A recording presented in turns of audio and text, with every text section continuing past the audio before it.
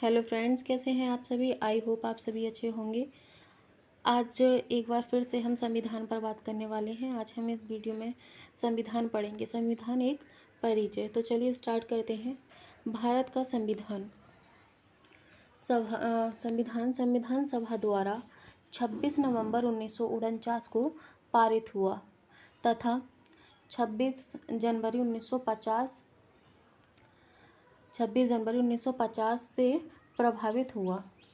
यानी कि प्रभावित हुआ का मतलब इस दिन से ये 26 जनवरी 1950 से लागू हुआ था और 26 नवंबर 1949 को पारित किया गया था। यानी कि जब बन गया था लेकिन लागू नहीं हुआ था। 26 जनवरी 1950 को ये संविधान लागू हो गया था।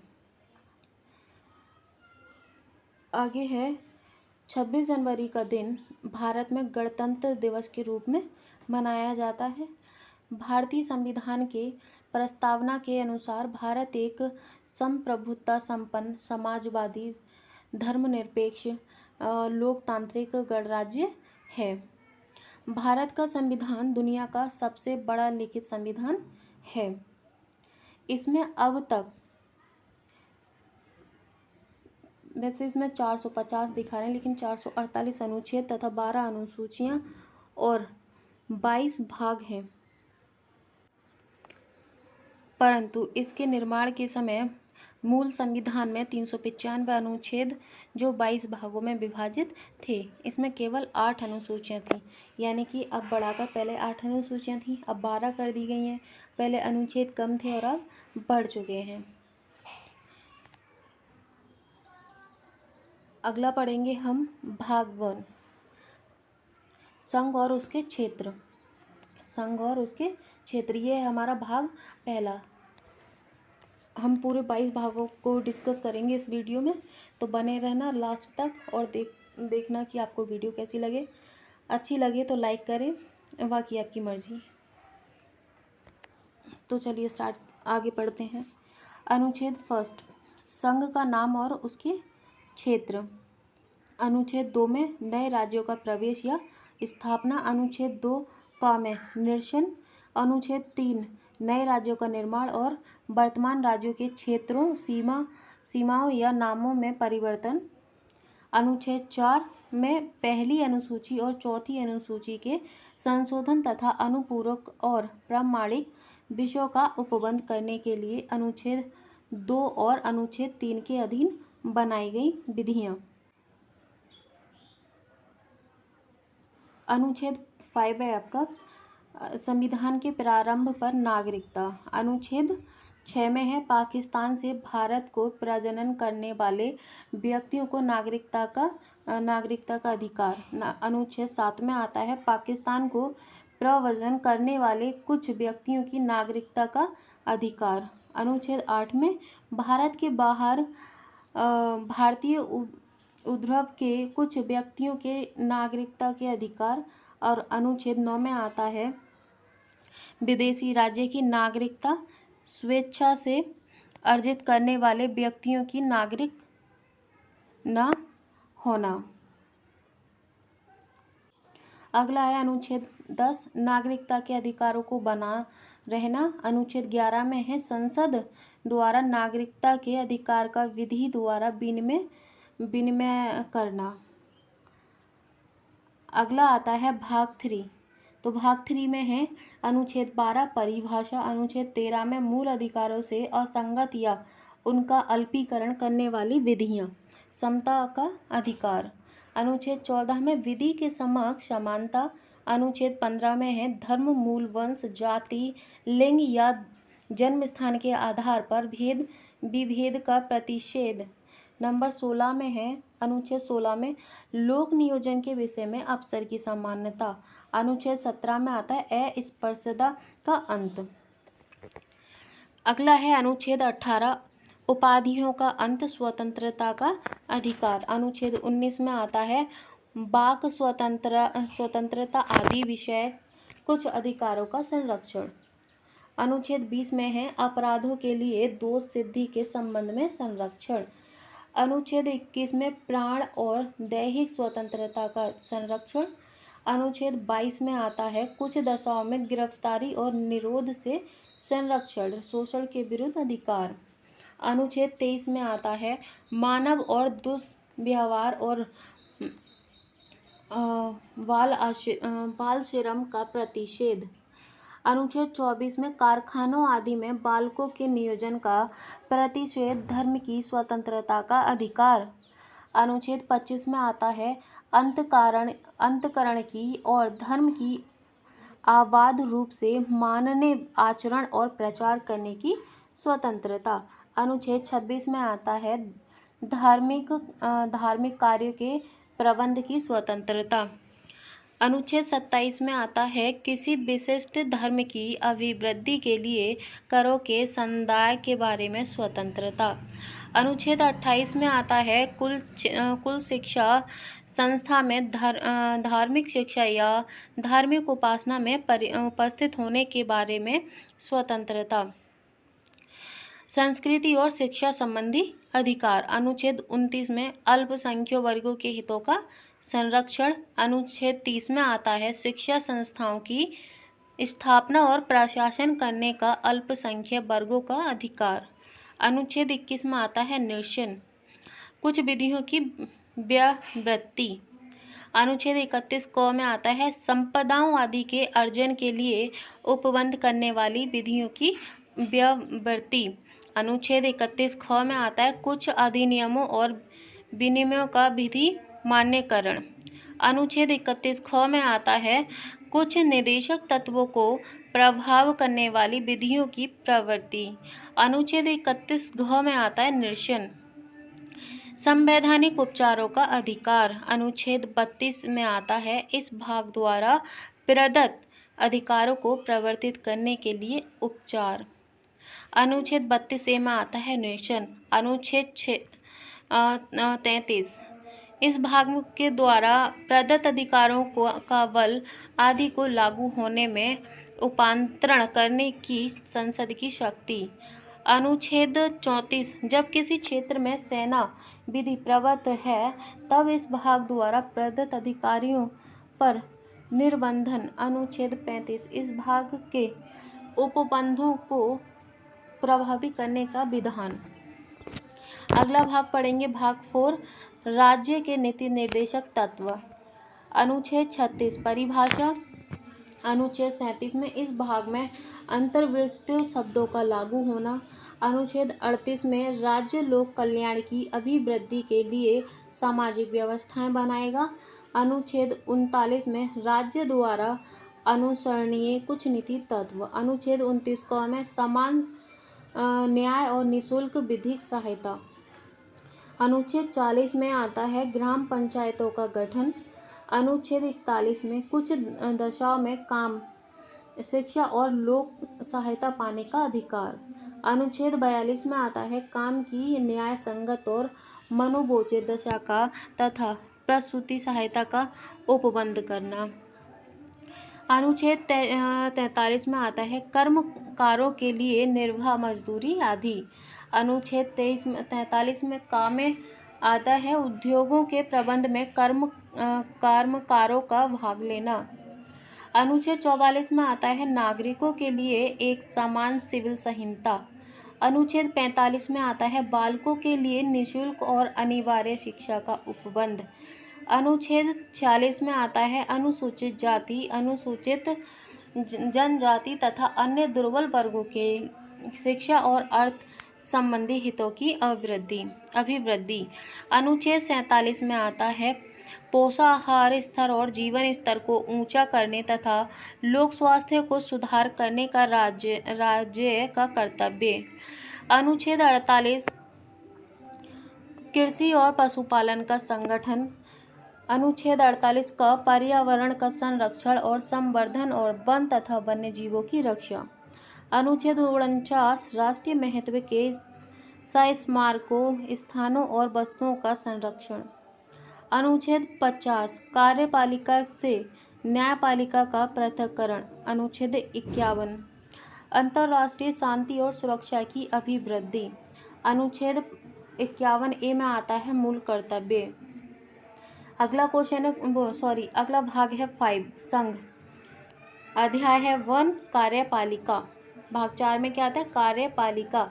तो अनुच्छेद 52 में भारत के राष्ट्रपति, अनुच्छेद 53 में संघ की कार्यपालिका शक्ति, अनुच्छेद 54 में राष्ट्रपति का निर्वाचन, अनुच्छेद 55 में राष्ट्रपति के निर्वाचन की रीति, अनुच्छेद 56 में राष्ट्रपति की पदावधि, अनुच्छेद 57 में पुनर्निर्वाचन के लिए पात्रता, अनुच्छेद 58 में राष्ट्रपति निर्वाचित होने के लिए अर्हताएं, अनुच्छेद 59 में राष्ट्रपति के पद के लिए शर्तें, अनुच्छेद 60 में राष्ट्रपति द्वारा शपथ या प्रतिज्ञान, अनुच्छेद 61 राष्ट्रपति पर महाभियोग चलाने की प्रक्रिया, अनुच्छेद 62 में राष्ट्रपति के पद में रिक्त को भरने के लिए निर्वाचन करने का समय और आकस्मिक रिक्ति को भरने के लिए निर्वाचित व्यक्ति की पदावधि, अनुच्छेद 63 में भारत का उपराष्ट्रपति,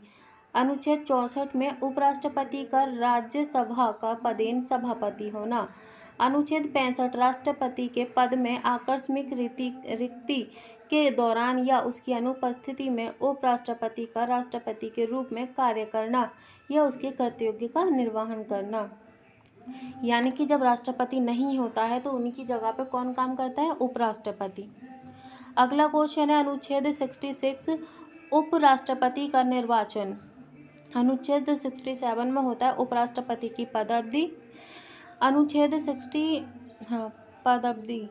68 उपराष्ट्रपति के पद में रिक्ति को भरने के लिए निर्वाचन करने का समय और आकस्मिक रिक्ति को भरने के लिए निर्वाचित व्यक्ति की पदावधि। 69 अनुच्छेद है उपराष्ट्रपति द्वारा शपथ या प्रतिज्ञान। आर्टिकल 70 में आता है अन्य आकस्मिकताओं में राष्ट्रपति के कर्तव्य का निर्वहन। अनुच्छेद 71 में आता है राष्ट्रपति या उपराष्ट्रपति के निर्वहन संबंधी से या सशक्त विषयवत।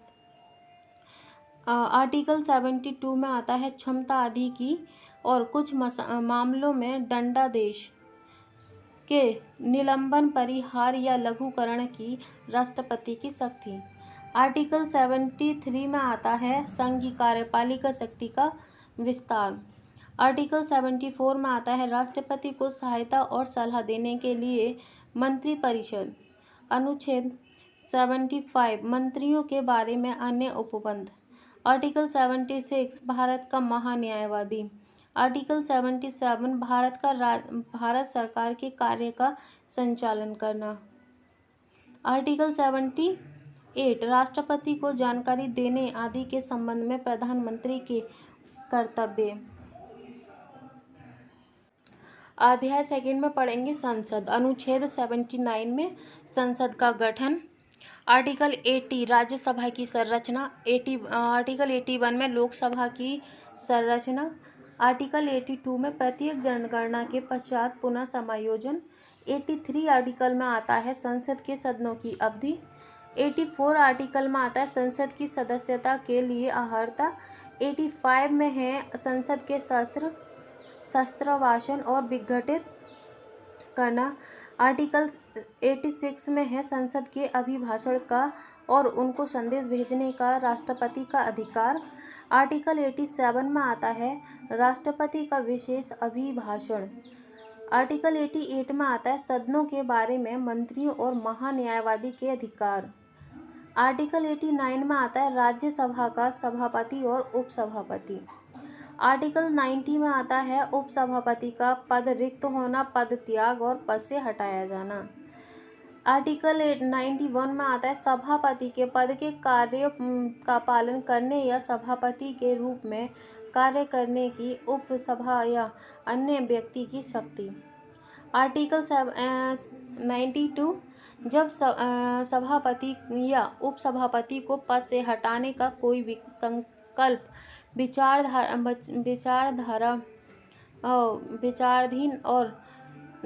विचाराधीन तब उसका पीठासीन न होना।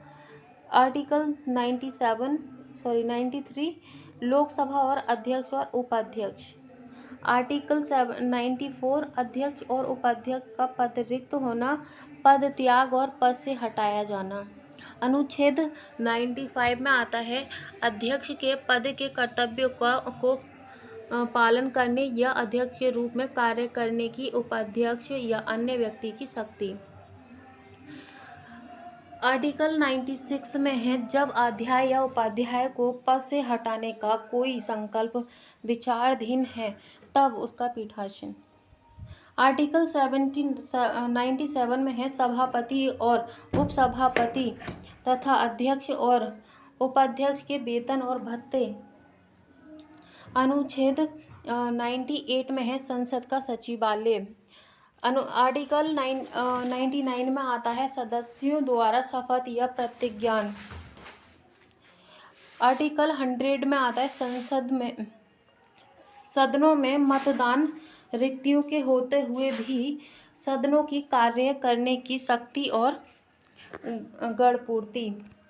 आर्टिकल 101 में आता है स्थानों का रिक्त होना। आर्टिकल 102 में आता है सदस्यता के लिए निर्भरताएं। आर्टिकल 103 में आता है सदस्यों के निर्भरताओं के संबंधित प्रश्नों पर विनिश्चय। अनुच्छेद 104 में आता है अनुच्छेद 99 के अधीन शपथ लेने या प्रतिज्ञान करने से पहले या निर्हित किए जाने पर बैठने और मत देने के लिए शासित। अनुच्छेद 105 में आता है संसद के सदनों की तथा उनके सदस्यों और समितियों की शक्तियां, विशेष अधिकार आदि। अनुच्छेद 106 सदस्यों के वेतन और भत्ते। अनुच्छेद 107 विधायकों के पुनर्स्थापन और पारित किए जाने के संबंध में उपबंध। अनुच्छेद 108 कुछ दशाओं में दोनों सदनों की संयुक्त बैठक। अनुच्छेद 109 में आता है धन विधेयक के संबंध में विशेष प्रक्रिया। अनुच्छेद 110 में आता है धन विधेयक की परिभाषा। अनुच्छेद 11 में आता है विधायकों पर अनुमति। अनुच्छेद 112 में आता है वार्षिक वित्तीय विवरण। अनुच्छेद 113 में आता है संसद में प्राक्कलनों के संबंध में प्रक्रिया। अनुच्छेद 114 में आता है विनियोग विधेयक। अनुच्छेद 105 अनुपूरक अतिरिक्त या अधिक अनुदान।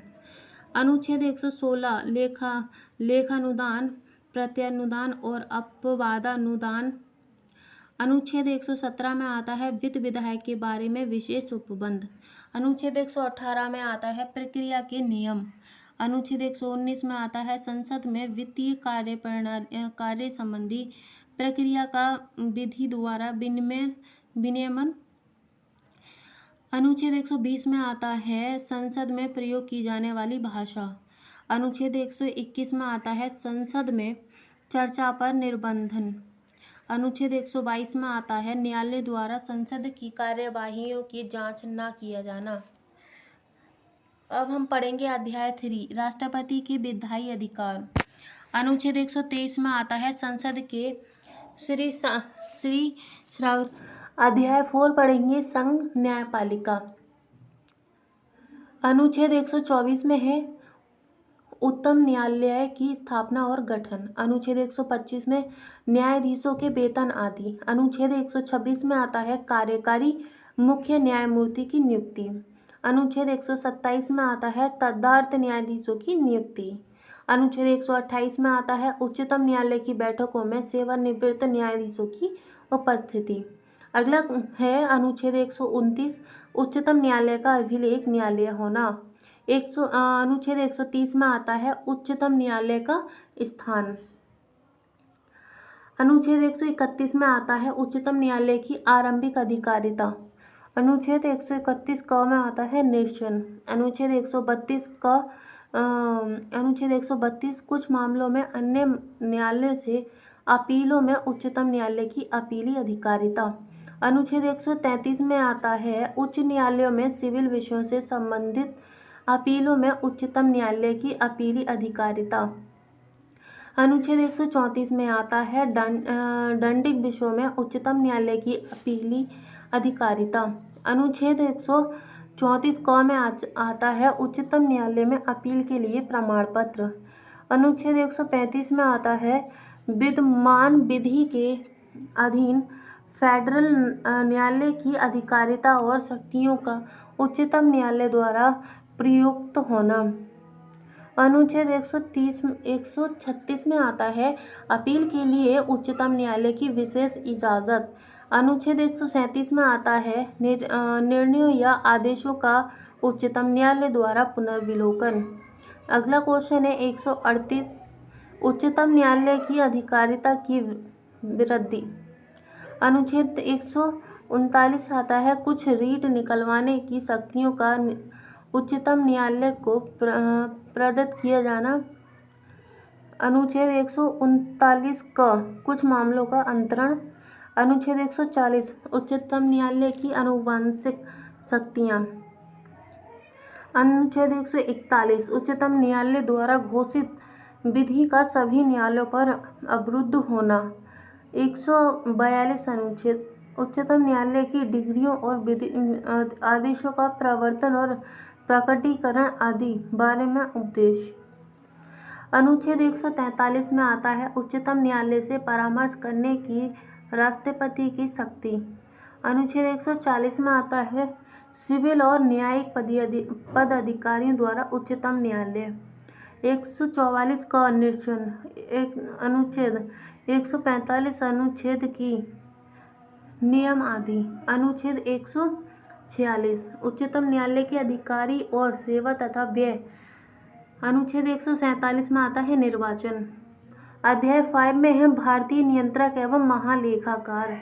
अनुच्छेद 148 भारत का नियंत्रक महालेखा परीक्षक।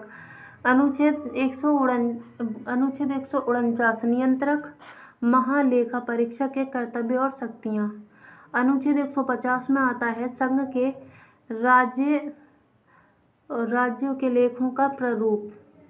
अनुच्छेद 151 में आता है सपरीक्षा प्रतिवेदन। अगला है हमारा भाग 6।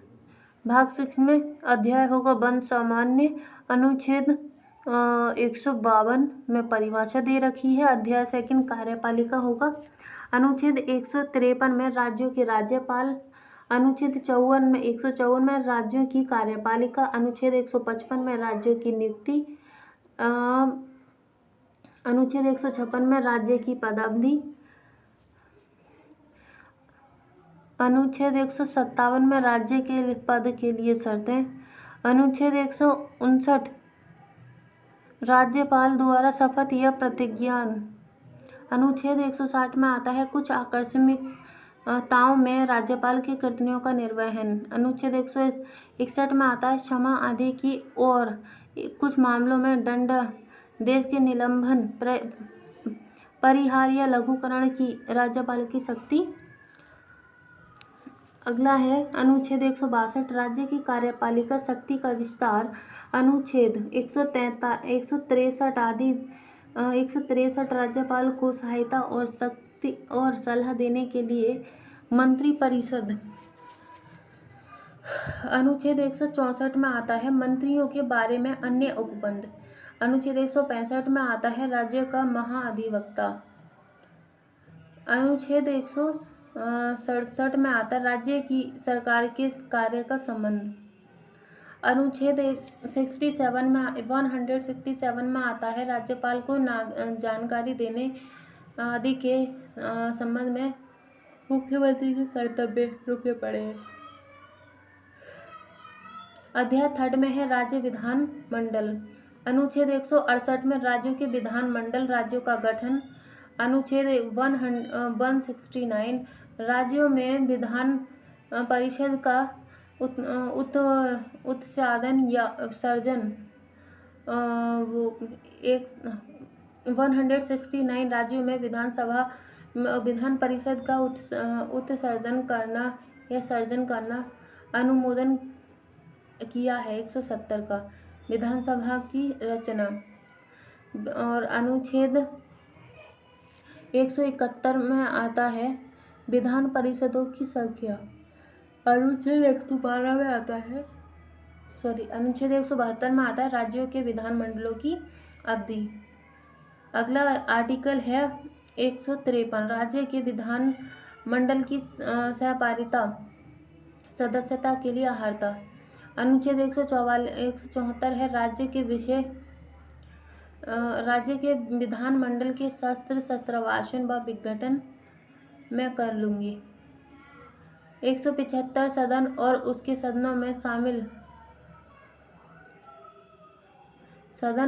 सदनों में अभिभाषण का और उनको संदेश भेजने का राज्यपाल का अधिकार। अनुच्छेद 176 में राज्यपाल का विशेष अधिकार। और अनुच्छेद 167 सदनों के बारे में मंत्रियों और महाधिवक्ताओं के अधिकार। अनुच्छेद 168 में विधानसभा का अध्यक्ष और उपाध्यक्ष। अनुच्छेद 159 में अध्यक्ष और उपाध्यक्ष पद रिक्त होना, पद त्याग और पद से हटाया जाना। अनुच्छेद 180 अध्यक्ष के पद के कार्य का पालन करने या पद त्यागने, अध्यक्ष के रूप में कार्य करने की अध्यक्षता या अन्य व्यक्ति की शक्ति। 180 जब अध्यक्ष या उपाध्यक्ष को पद से हटाने का कोई विकल्प विचाराधीन है तब उसका पीठ न होने दे। अनुच्छेद 182 अनुच्छेद परिभाषित का प्रारंभ और उपराष्ट्रपति। अनुच्छेद 183 सभापति और उपसभापति।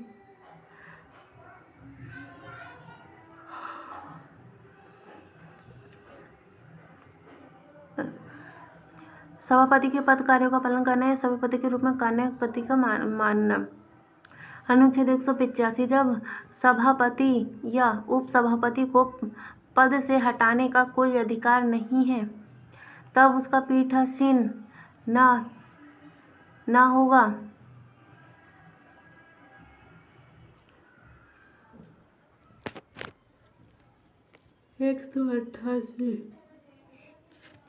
187 में राज्य के विधानमंडल का सचिवालय। 188 में सदस्यों द्वारा शपथ या प्रतिज्ञा। 179 में आता है सदन में मतदान रिक्तियों के होते हुए भी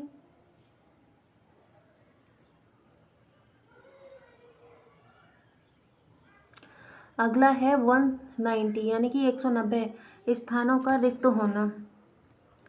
आगे आता है अनुच्छेद 191 सदस्यों के लिए निरर्हताएं। अनुच्छेद 152 में आता है सदस्यों की निरर्हताओं से संबंधित प्रश्नों पर विनिश्चय। अनुच्छेद 193 पर आता है अनुच्छेद 188 के अधीन शपथ लेने या प्रतिज्ञा लेने से पहले या आहरित न होते हुए अनुच्छेद या निर्धारित किए जाने पर बैठने और मत देने के लिए सरकारी अनुच्छेद 194 विधानमंडलों के सदनों की तथा सदस्यों और समितियों की शक्तियां विशेषाधिकार आदि। 195 सदस्यों के वेतन और भत्ते। अनुच्छेद 196 विधायकों के पूर्व स्थापन और पारित किए जाने वाले संबंध में उपबंध। अनुच्छेद 197 में धन विधेयक से विभिन्न विधेयकों के बारे में विधान परिषद की शक्तियों का निर्वाचन धन विधेयक के रूप में लाए हो। 199 धन विधेयक की परिभाषा। 200 आर्टिकल 200 विधायकों पर अनुमति। 201 विचार के लिए आरक्षित विधेयक